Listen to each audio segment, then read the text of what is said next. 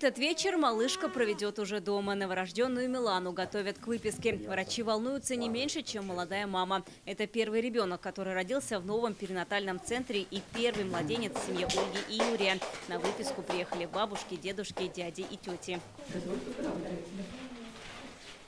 Ольге Маркиной 38 лет. Беременность долгожданная. Позднее к ней отнеслись с большей ответственностью, как и сама Ольга, так и врачи, поэтому направили в перинатальный центр. Приехала я сюда 23 февраля по направлению женской консультации.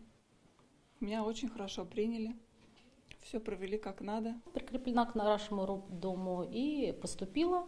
Роды прошли благополучно, и родилась девочка Милана, которую мы сегодня благополучно выписываем на 8-9 баллов. Роды прошли без осложнений, послеродовый период также без осложнений. Ольга находилась в палате мать и дитя, где круглосуточно была рядом с дочкой. Малышка весом 3,5 килограмма стала настоящим подарком папе на 23 февраля. Непередаваемые ощущения просто в первый раз.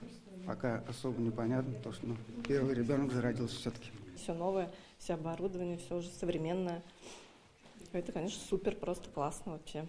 Мы очень довольны, что она сюда попала. И буквально на второй день после открытия Владимиром Путиным, 22 февраля, президент по видеосвязи поздравил коллектив. Хочу всем пожелать успехов в вашей благороднейшей работе, такой нужной каждому конкретному человеку, конкретной семье, республики и всей стране. Это второй перинатальный центр в республике. Первый при РКБ работает с 2000 года. Его мощности не хватало. Город вообще не имел такого центра, потому что это очень было важно завершить вот эту трехуровневую систему оказания помощи.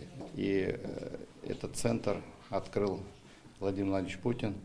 Это тоже очень значимое событие для республики.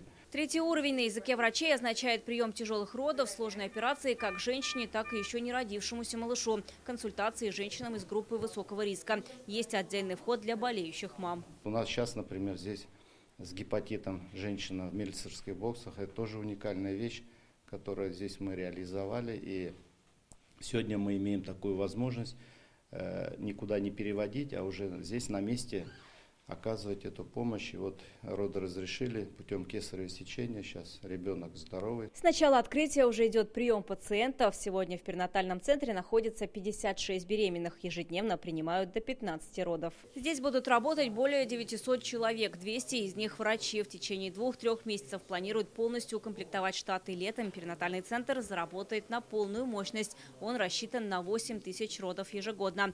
Вероника Гайнудинова, Адель Мендубаев, ТНВ, Казань.